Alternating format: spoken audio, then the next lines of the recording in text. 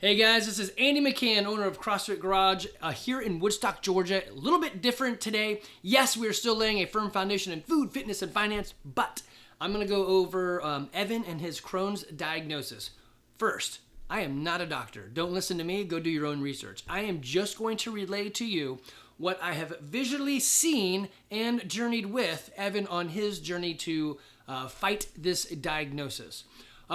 You can go back and listen to the other episodes. This one is meant to be a story of hope, joy, and winning. And I want those that are out there who have this in their life, whether it's you or a kid. It's worse if it's a kid. If it's you, it's like, well, it's me. At least it's nobody else. I want you to know that it is possible to get through this thing without cutting out your colon. It's really tough, and Evan did it right, but it is possible. I know everybody's body is different, and I'm hesitant to say do it this way. I mean, you do your own way, make your own research. And I'm also hesitant to say go talk to your doctor before you do anything, because the doctor did not want Evan to do this, yet here we are, fixed. They have never called, they've never checked up, they've never requested, nobody has ever done anything to say, hey, is your son still alive? They don't care. They just wanted to get him on a prescription and cut out his colon. And that's the only solutions she would give us. So this is going to be part 5, probably not the last one, but it's it's like Star Wars Episode 4, it's A New Hope. I want to give you guys a new hope. This is, it's been a crazy journey, and there's lots of tears and lots of loneliness. I'm not going to sugarcoat it. It's not easy. And I'm going to say for sure, most of you and your kids or whoever it is cannot do this. So don't go down it going, oh, he did it, I can do it. Evan and I are built different. I feel like Evan is very similar to my wife. He and I get along really well, and I married my wife, so we get along really well. I think it's just they have something inside them that makes us easy to connect. But I also gave him some tendencies from me because, you know, he's genetically mine, right? And that is, I don't know what it is. I don't know what you would call it. Would you call it autism? Would you call it a piece of being on the spectrum? Or would you call it a heavy dose of willpower? I don't know. They kind of look the same. You know, I'm not saying I'm a genius, but genius kind of looks like stupidity in ways, right? So I don't know. I don't know what it is. I don't know. I would say that it's made me who I am, so I like it. But it's probably been a curse growing up because it was hard to fit in a lot of times. Not teary-eyed, just it was a thing, and I knew it, and I was okay with it. And as I grow up, I kind of get through these things, and I understand to build a better person, I need to think about stuff. He has done this much. I'm pointing over to my right because he was sitting there all summer doing his internship, but he's not there. He's back at college, which is great. But the story is tough, and he has done a thing that I don't think many people could. Fortunately, I can hit pause if I get teary-eyed, and you'll never know it. So I am a robot. I'm an emotional zero. Okay, so this is part 5. The spoiler is Evan is doing great. The loneliness from the first year was tough. The eating this way was tough. He saw results. He kept going. He persevered. He has tried to add things back in and then watched to see it fall apart. So many times he added too much, going, yay, it's something else besides meat, salt, and water. And it didn't go well for him. So instead of doing like one blueberry and seeing how it went, he would do a whole handful of blueberries. I mean, look, they're individually wrapped. Why don't you just do one and see how it goes? So over time, he did learn to do the right thing. He had a bottle of honey by the side of his computer to like suck on local honey because honey worked and it provides calories. There is a problem with a lot of the things we've done, but we are out to solve one thing, which is how do you fix your intestines when they say you have Crohn's, which is your body attacks itself? Is it really attacking itself, or is it attacking something on the inside, or is it irritated? I don't know. I literally don't know the answers for you guys. I can just tell you what I saw him do. So the typical way the medical community wants to fight it is here's a drug, you're going to stab yourself. It's a biological, it's sort of like an mRNA shot that's going to rewrite some code in your intestines or something. So it causes you not to feel your insides. The lady said, the PA said, yes, this will shorten your life by 10 years, we think. And you'll probably have to have your colon cut out anyway. but you'll at least be able to eat like a normal person. And he said, screw that. I don't want to eat like a normal person if it's going to cost that. I'd rather force myself into a year of doing something different. So we changed the way he eats, we changed his environment, and we changed the insides, the parasites and stuff. So we did a lot of things at one time. The real short of the story is we don't know why he got the way he is. We as a family opted for the Dr. Denmark style of medicine, which is like, hey, here's an enema, you hope you get better. Rub some dirt on it, and like, don't do as much intervention as you think you should do. We didn't really do shots for any of the kids, so nobody has, I think they all maybe have one vaccine shot. My kids, my family is allergic to eggs, and so, Verity's family was allergic to eggs, so we weren't sure what was happening with the kids when they get a reaction, so we stopped doing it because no one could tell us. Who knew there was such a fight? Anyway, we don't do much medicine for the kids. We eat pretty damn healthy. So I would have said he should be on a good footing and everything should be okay. The other 3 kids are okay, but something happened. So I'm of the opinion that something pivotal happened. What is it? I don't really know, but in January of 2 years ago, he went on a cruise with his fraternity from UGA, BYX, Beta, BY. What does Y stand for? Beta Upsilon? No, Beta Upsilon Chi? Beta, BYX. Beta, I don't know. That's funny. I don't know what the Y stands for anymore. Anyway, it's a Christian fraternity up at UGA. They went on a cruise. He said he went on island and ate sushi with everybody else. He came back and was like, I don't feel right. Was it that? I don't know. Did he get a parasite from sushi? I don't know, but it seems like it all stemmed from that. It got worse. When he was 170 pounds, he came home from college that year at 130 pounds, and we watched him for a month continue to lose weight and shit stuff out his rear end and barf stuff up that was not even digested. So lettuce would go completely through him, and it would come out as chewed lettuce. It was disgusting. So he got down to 117 pounds, and I said, dude, you're going to die from weight loss if we don't do something different. So we changed everything. He found the Lion Diet, decided to go down that route. I said, it's a lonely journey. That's what I hear in the podcasts. So I'm going to go with you. So I got on the journey with him. He and I have been eating pretty strict carnivore for over a year, and it's been working out great. So one, it is apparently not true. You don't need fiber to poop. I poop just fine. So does he.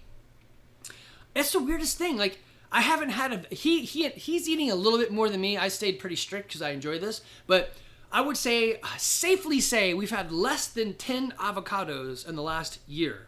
And we've probably had less than 5 sweet potatoes in the last year. He has eaten a little bit of other stuff. That's it. That's all the vegetables I have had. I don't eat anything else. It's basically ruminant meat, salt, water, black coffee, and goat cheese, and butter. That's it. I know, pretty boring, but I actually really enjoy it. It's the craziest thing. I would tell you guys, don't do this because it's super hard to do it if you don't love it. Now, I would say do it to give it a try because you might find, like me, you're like, dang, this is pretty good. Anyway, Evan is now doing really well. He's doing great. He said the hardest thing now is to get back to college. So he left here. Let me back up. So it's been a year plus. He goes back to college just earlier in August. We had meant to do this together, but this is the cool thing. We both said we need to do part 5 together before you go. And we're like, yeah, let's do that. It's so less of a thing in his life, we both forgot. That's awesome. When you have a thing and you forget about it, that means it's not that much of a thing anymore. So that's awesome. So the fact that we both forgot and he went back to college and we didn't do this is awesome to me. He's gaining weight. So he left home. He stabilized at 135 for a very long time. And I can attest to that by eating carnivore. I eat like 4,000 calories a day. And I'm still like losing weight slowly over time. It was fast. I went from like 168 to 158 in about like 3 months or less. I think it's maybe even like 2 months. But you have to go back and listen to the other ones to find out. Now I'm losing like a pound over 6 months, so I'm still trending down even though I'm eating a lot more. Like I added more fat back into the diet, so it's probably more than 4,000 calories. But yeah, so here's what I do for food. In the morning, I eat 6 eggs. For lunch, I usually eat 1 or 2 New York strips.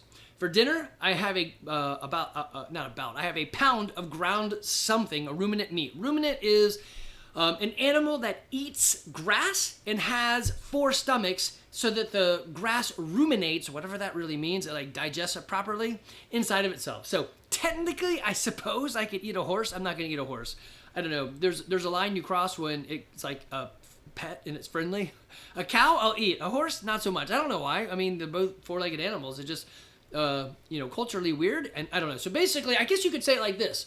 We eat rather biblically, but only the meat portions.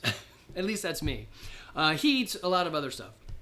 And then I also put a lot of goat cheese on the meat. So if you go to Publix, you can buy a tube or a sleeve of goat cheese.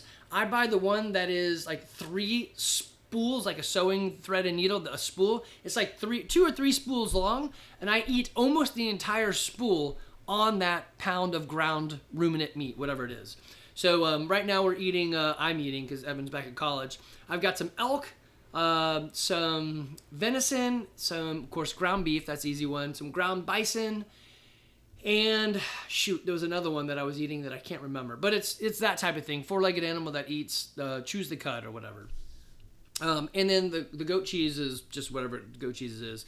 I think at, not Publix, the other one, the healthy food store, not Whole Foods. It's not Trader Joe's. Dang it, it's the other one. Whatever it is, it's over in Town Lake. They sell an organic sleeve of goat cheese. And so I typically will get that with Evan. If he's not around, then I just do one-stop shopping. It's totally made my shopping easy when I go to the store. For me, it's easy. We only have one kid at home now, and she eats like on her own schedule. So we've all determined, we said, hey, our lifestyles are weird now. How about we make Wednesday or Thursday family dinner night? So at least there's one night we're all eating together. We did it last week, and I FaceTimed in the other kids, and we all had dinner together. It was kind of fun. Okay, so back to Crohn's. Again, just the pure fact that I can make a joke about it shows you how less of a thing it's become. And I would say the thing that I saw that was the hardest for Evan was the loneliness and the non-acceptance from his friends. Now, I don't mean it like Timmy was an asshole and he just was like, Evan, you're so broken. That's not what it was. It was they didn't understand, and there was no frame of reference.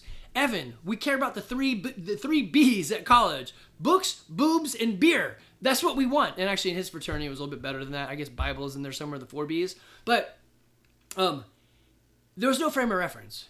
And when he said, hey, I can't go eat at Taco Bell with you. And he's like, I don't want to go to a place like that because the smells, and I want to eat something different. Again, if you listen to the other podcast from last week that I did, for me, it was just an hour ago, having it reframed, I can't eat those things, was much harder on him than me. I don't eat those things because of my son. So I reframed it as a don't. He had it as a can't. Don'ts are much easier to go along with in your goals than can'ts. Don'ts come from an internal source. Can't comes from external. Okay, what else did we learn for him? Many times when we would go out to eat, we would pre-eat so that we did not eat whatever it was out there or, buy too much. So weirdly, like if we go eat, my typical thing is everyone has hamburgers. So I can always say 3 patties each with a slice of cheese. Now the cheese is usually going to be highly processed and not great. So if they have something else, I'll get the other cheese on it. Even anything's better than just a American yellow slice of cheese. I don't even know if that's really cheese. That's just like something squeezed and processed and pushed. So very light on the processed food. Actually, that's probably the biggest thing is getting rid of all processed food. Meat is kind of hard to process. You literally process it. But you know what I mean? It's not synthesized. It's you kill the animal and you cut it and you throw it on the slab. That's it. So anyway, we would pre-eat before going out to eat so that instead of ordering like 6 patties, which they charge you the price of one hamburger, it's like 6 hamburgers, even though you're just eating the meat. We would pre-eat so that we could eat just like 2 patties. And so we could still eat with people, it just wouldn't be that costly. And you may think to yourself like, hey, wait, isn't this expensive? Well, yes, but the shots that he was supposed to take without insurance are $200,000 a shot. I don't have insurance. We're self-insured. So I'm not going to buy a $200,000. I mean, I would if I needed to, but we can try a different route. So it's way cheaper. Now, on the other side, I think if you calculate how much I actually spend on food, I'm actually under what people normally spend because one, I don't go out to eat really at all. Two, the things I eat, there's nothing left over. So like eggs, I eat 6 eggs. So I buy the most cringy, organic-y, granola-y eggs you can get, which are like $8 for a dozen. So that's less than $1 an egg. So I eat 6. So breakfast is $6 at the maximum, right? It's less than that. Lunch is usually 1 or 2 New York strips, which can get pricey, right? So that could be anywhere from $20 to $40, depending on how stacked the steaks are. And then dinner is ground beef with goat cheese. I think a spool of goat cheese is like $5.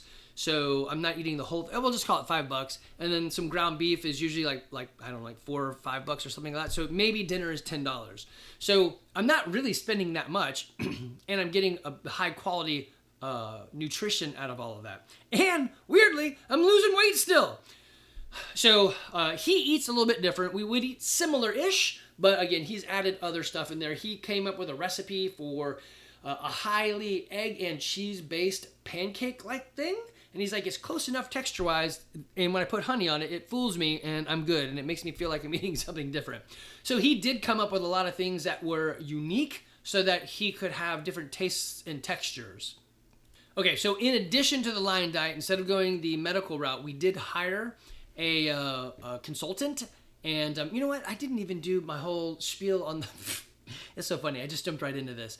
I'll pause you on the thing. We hired a consultant. Go find a consultant. We hired Josh Detch's group, which is called the Gut Solution, I think. I think any of them would do. They give you a protocol of vitamins and flushing out, killing the parasites and stuff, which I think was a big part of it. We did a colo cleanse where they stick a tube up your butt and they pump water through your large intestines and it flows out. That was pretty weird and disgusting. We did it together because, again, I'm gonna go with him on this journey. Okay, let me pause all that and run through the housekeeping, which I totally forgot to do. So, guys, yeah, hey, Andy McCann, Woodstock, Georgia. If you're near us, come to our gym, CrossFit Garage. This podcast, Food, Fitness, Finance, is for you about health and fitness and all things finance to get you to have a longer life and a longer functional life expectancy. All right, I do a small bit on the Survival Podcast on Thursday for his expert council. We do have workouts available for you online. Go to CrossFitGarage.com and explore all of that website. We have some free resources for you. Go find that too. We have GarageFitness.online. You can watch this as a video at Andy McCann 42 on YouTube, or listen as a podcast on any of the services, even Spotify. Go search for Fitness, Food, and Finance. We are hosting a novice or intermediate competition here at the gym. It used to be called Festivus. That'll be October 18th. A bunch of us are going to go run this Blairsville Adventure Race. It's a 10-hour race in the woods on September 20th. And a bunch of people on the same day, September 20th, are going to do the Savage Blitz Race. All right, up front, we have Dr. Cam Gregory, who runs Chiro Cafe. He's your chiropractor up there for all things awesome. He's not your average crack dealer. And then if you saw, there was a cool video that just came out. This is from Nick from Dark Owl Creative, turning real life into real, pun intended, magic. So he did a cool video for me. He's like, I got the same 5 questions I ask everybody. This takes about 20 minutes. For when we did it, it took 5 minutes. He's like, you had all your answers in your head. I'm like, well, I talk to myself on these podcasts all the time, so I know what I want to say. Anyway, it's a good little, what does he call it? It's checking out Cherokee County, or I forgot what he's calling it. Let me go and see if I can see it. It's called, Branch Out Georgia in Cherokee County. So he's just doing videos on all of us here, and you can hire him. He's great, great little service. And what do I have right here? Oh, there's the video. We don't want to watch that. Okay, cool. There's the housekeeping. For the Lion Diet, I know I breezed through that one. Go back. You can listen to all the episodes before this, give you a real idea of what it is. Essentially, Jordan Peterson's daughter, Michaela Peterson, had a lot of autoimmune issues. She found that when she ate steak, she seemed to do okay. She basically came up with this thing to fix, what is it called when your body attacks itself? Autoimmune. To fix autoimmune issues, eat ruminant meat, salt, and water. And Evan did that for 4 months. He's like, Dad, I feel a change. And that's where the real change started. So I don't know why it works. It just does. I have my ideas, but again, not a doctor. So we went down that road. I would say, it is tough. It's hard. I would recommend it, but it's tough. Most people won't do this. And even when we look at the website for, there's a Facebook page for the Lion Diet, people are like, I just started the Lion Diet and I ate some cereal this morning. You're like, well, that's, you dumbass, that's not the Lion Diet. So I also find it funny, like I was talking to someone at the gym and we were talking about carnivore. I was like, oh, what do you typically eat in a day? And she said, well, for dinner last night I had broccoli. I'm like, well, that's not carnivore anymore. She's like, what do you mean? I'm like, well, broccoli is definitely not meat, so it's not carnivore. She's like, wait, what? So I think sometimes we don't know what we're saying and the rules around it. The Lion Diet is very easy. It's ruminant meat, water, salt. That's it. So it's highly restrictive and very tough, but man, super useful. So go read it up on that. I think on the other part, 1, 2, 3, and 4, it talks all about the journey and the tough parts on it. There was an issue as you start eating this way with diarrhea because your body's trying to get used to it. It's not the lack of fiber, it's that there was too much fat. So you want to firm up your stool, eat less fat, and you have to experiment. Everybody's is different. Everybody's body is different, so figure that one out on your own. I would definitely recommend using some sort of tracking tool, MyFitnessPal or MyNet Diary, so you can actually see what you're getting. Pay for it so you get all the good results. Anyway, that's the road he started down. So he did see improvements. His symptoms were reduced. It took a while, especially the pain of like, hey, I'm driving and all of a sudden I feel like I've got to poop my pants.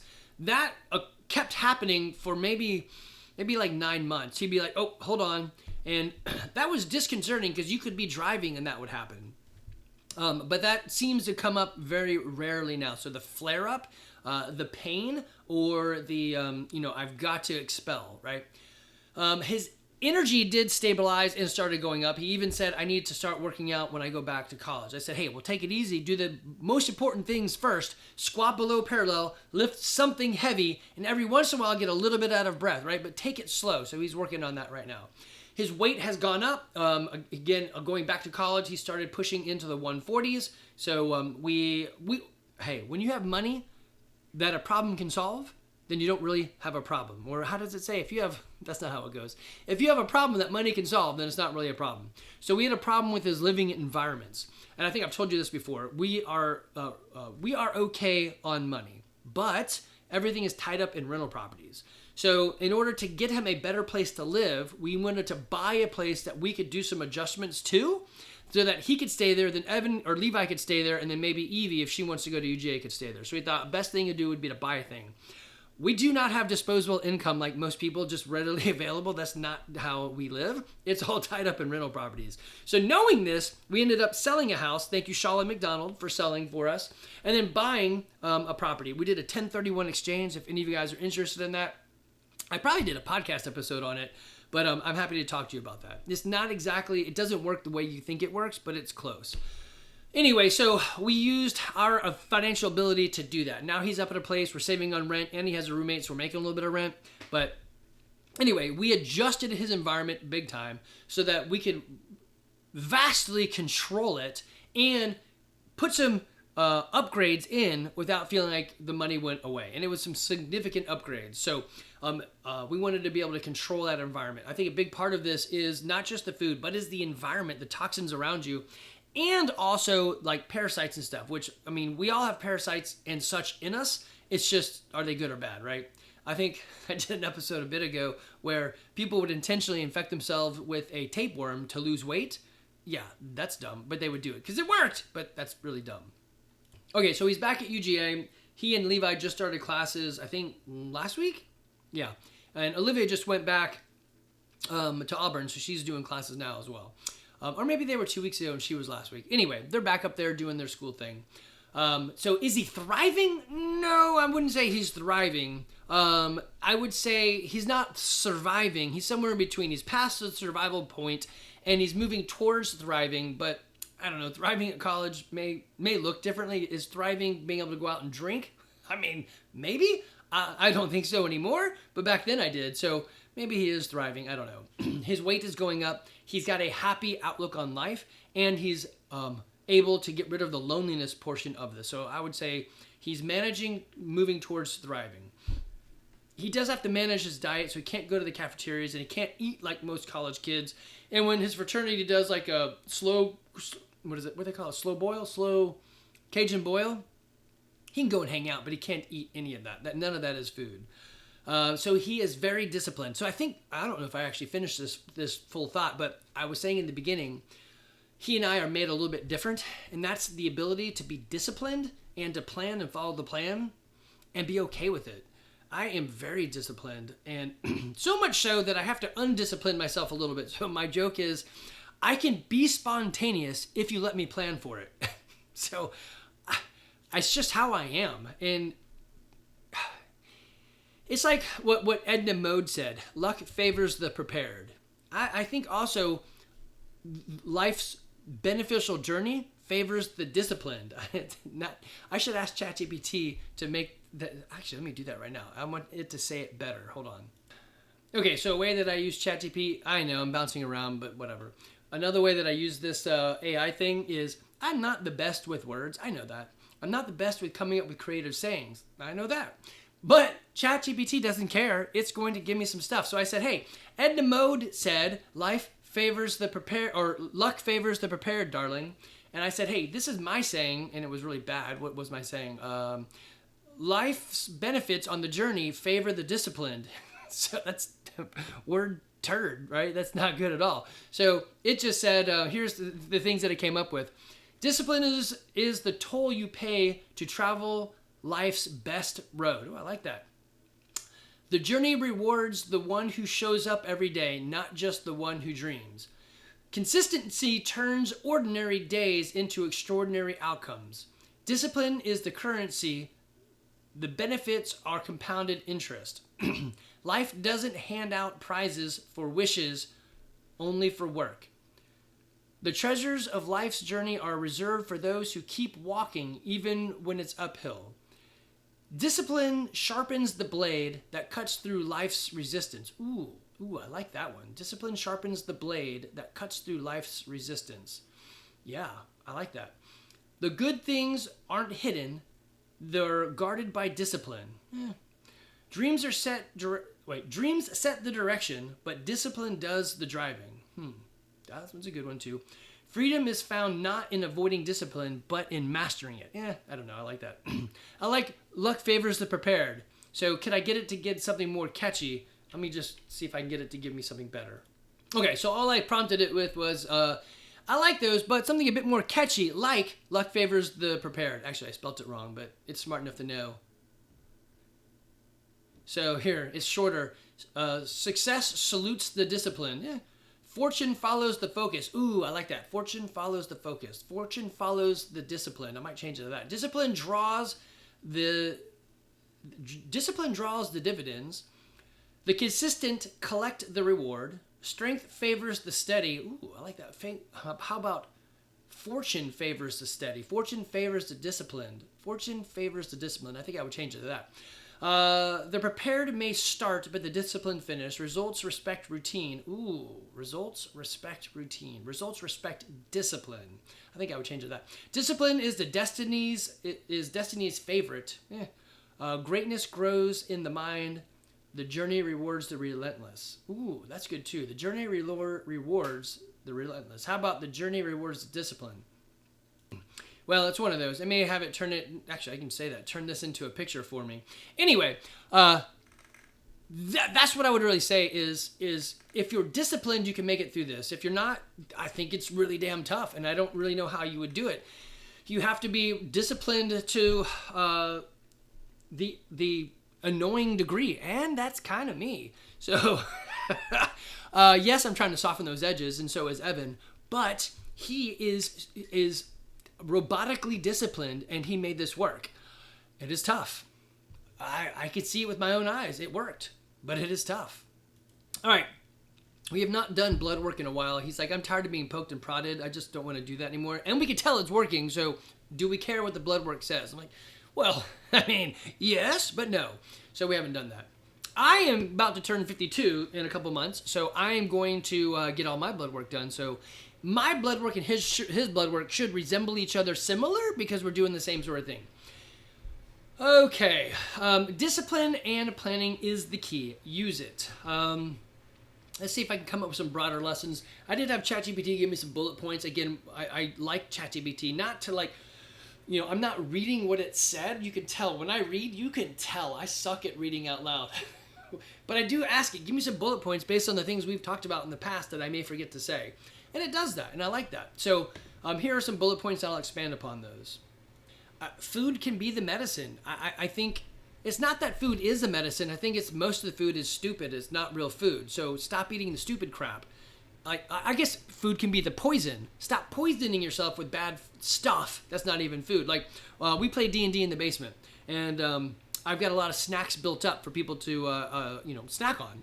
And one of them said, "Hey, thank you so much for putting this food down here so that it's very hospitable." I'm like, "Well, you're welcome, but it's not really food. They're entertainment."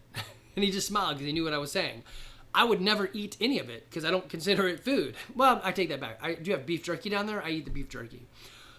So stop poisoning yourself with stupid stuff. I would also say that it's important to experiment on yourself. Not like drugs and stuff, but like you need to figure out what works for you. This worked for Evan. Will it work for you? I don't know. Will it work for your son or daughter? I don't know. But I mean, there's a lot of stories out there, and I know it's not following the doctor's prescribed stuff. It doesn't cost anything. Discipline. It costs discipline and some loneliness, but there's no there's no health drawbacks. I'm not dying 10 years early, and they didn't cut out anybody's colon. So, that's pretty cool. Crohn's doesn't have to be, apparently, a lifelong sentence. I think it's just going to be a thing he moves through. If you can catch it or get it, I think you can undo it. Now, they say, no, you can't do that, but I don't know. I think the way the medical community, like, pigeonholes, you have Crohn's, you'll always have Crohn's. I don't know. I don't think that's right. I don't know. I just don't think it has to be something you're defined by. And he has shown us that.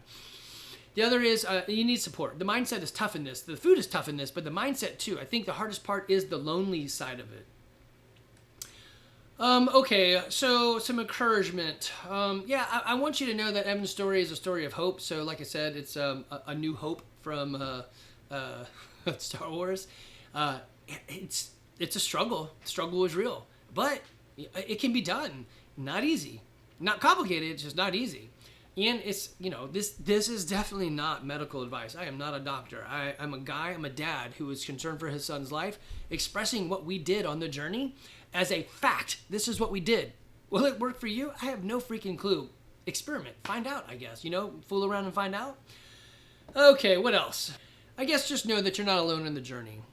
If you or your son or daughter, whatever, has this diagnosis, let me know. I've already had several people reach out. This is one of the things where... is what we do, does it really matter? Man, I don't know. I don't have the answer to life, the answer to the meaning of life is 42. But besides that, I don't know the answer.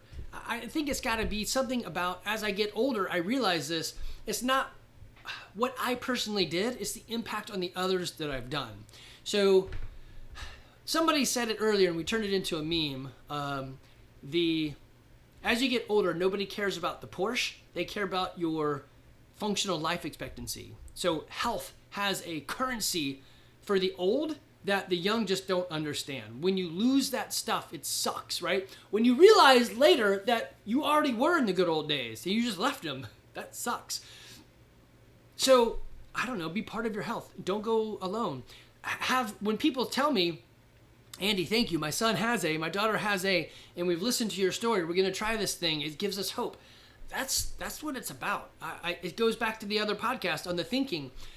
Is this a helpful world or a friendly world, or is it a violent, fighty world? That's up to you to figure that out. I know me and the crew that I'm trying to build is we are happy, humble, helpful people who want to be healthy and fit now as well as in our 90s. It's just a piece of the puzzle. Some of it is the mindset. Some of it is the emotional entanglement, the outlook, right? I guess for this, though, the Crohn's, just know that you're not alone. And there's not a one-size-fits-all, and it doesn't have to be take a drug, cut out your colon. It doesn't have to be that. If you've already gone down that road, I don't know what to tell you. I haven't been down that road. I don't know the answers for you. There can be resentment from, I did a thing. I don't know, you followed the experts. You do what you can. People make the best choices they can most of the time. I don't know, hindsight's 2020, and it can be tough. It can be lonely, but it doesn't have to be. You can reach out. I don't know you exist. You're listening to this. Some of you guys listen to this and you don't ever contact in. I don't know even you're listening. We have had 250-ish episodes of a relationship. If you've listened to them all, you know me quite well. I have no idea who you are. I'm happy to talk. I mean, I probably can't be friends with pen pals with everybody, but we're a small enough thing that if you specifically need help, please reach out.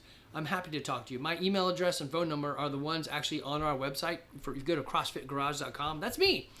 Yes, we do have some automation baked into it, but if you call or text or email or whatever to those, then that's me, and you'll get me, and I'll talk to you. Guys, I'm happy to help. If you want to hire me, I know the joke is I'm $1,000 an hour. That's because I don't really want you to hire me. I just don't like telling people to do a thing and then not doing it. If you pay enough, you'll do it. Or the other ways, which I really want you to do, track your food and your movement for 2 weeks, and then I'll help you for an hour for free.